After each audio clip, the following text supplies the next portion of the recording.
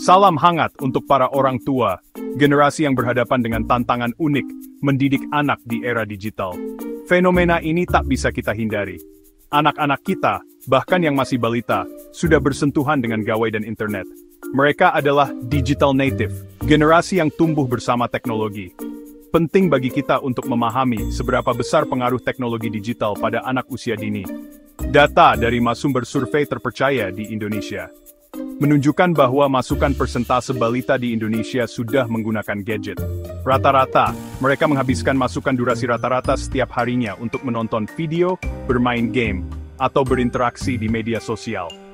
Konten yang mereka akses pun beragam, mulai dari edukasi hingga hiburan. Masukkan contoh jenis konten digital yang populer di kalangan balita Indonesia.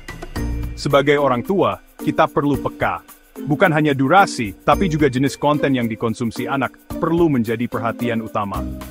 Pertanyaan besarnya adalah, apakah kita siap menghadapi dampaknya? Mari kita bahas lebih lanjut. Teknologi digital bagaikan dua sisi mata uang. Di satu sisi, ia menawarkan segudang manfaat, terutama dalam hal edukasi. Anak-anak dapat belajar banyak hal baru, mengembangkan kemampuan kognitif, dan mengenal dunia lebih luas melalui aplikasi edukasi, video pembelajaran, dan permainan interaktif. Namun, di sisi lain, paparan layar yang berlebihan dan tidak terkontrol dapat berdampak negatif pada perkembangan anak. Secara kognitif, anak cenderung memiliki rentang perhatian yang pendek, kesulitan fokus, dan keterlambatan perkembangan bahasa. Dampaknya tidak hanya pada aspek kognitif, tapi juga sosial emosional. Anak yang terlalu asyik dengan gawai cenderung mengisolasi diri, sulit berinteraksi sosial, dan kurang berempati. Secara fisik, kebiasaan menatap layar dapat menyebabkan gangguan penglihatan, postur tubuh yang buruk, dan obesitas. Tak hanya itu, perilaku anak pun bisa terpengaruh mulai dari menjadi tantrum saat penggunaan gadget dibatasi, hingga meniru konten negatif yang mereka lihat. Kehadiran teknologi digital memunculkan dilema bagi orang tua. Di satu sisi, kita ingin anak-anak melek teknologi dan mendapatkan manfaat edukasi digital. Namun di sisi lain, kita khawatir akan dampak negatif dari paparan layar yang berlebihan. Paradoks pertama, edukasi versus hiburan. Gadget bisa menjadi alat pembelajaran yang efektif, namun juga sarana hiburan yang menyita waktu bermain dan interaksi sosial. Orang tua perlu cermat dalam memilih aplikasi dan konten, serta membatasi waktu penggunaan gadget untuk menyeimbangkan antara edukasi dan hiburan. Paradoks kedua, ketenangan, sementara versus masalah jangka panjang.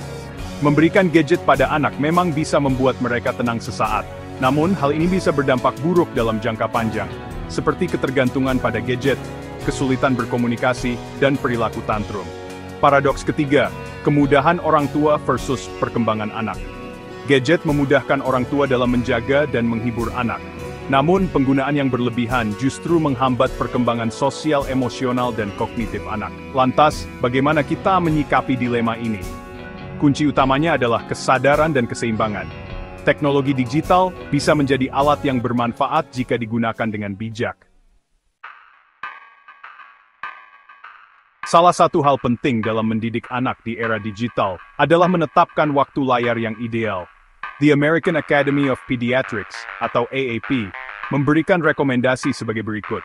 Untuk bayi usia 0 sampai 18 bulan, sebaiknya tidak terpapar layar sama sekali, kecuali untuk video call dengan keluarga.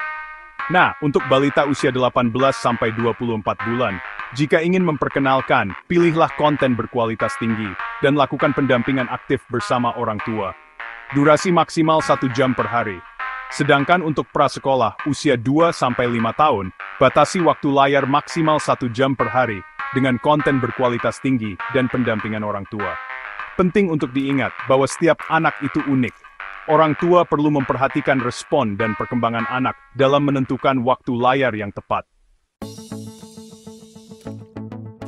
Mendidik anak di era digital menuntut orang tua untuk lebih aktif dan adaptif. Berikut beberapa strategi pengasuhan digital yang bisa diterapkan. Pertama, pendampingan aktif. Dampingi anak saat menggunakan gadget. Jelaskan konten yang mereka lihat, dan ajak mereka berdiskusi. Jadikan gadget sebagai alat untuk berinteraksi dan belajar bersama. Kedua, lingkungan rumah sadar digital. Ciptakan lingkungan rumah yang mendukung interaksi sosial dan aktivitas fisik.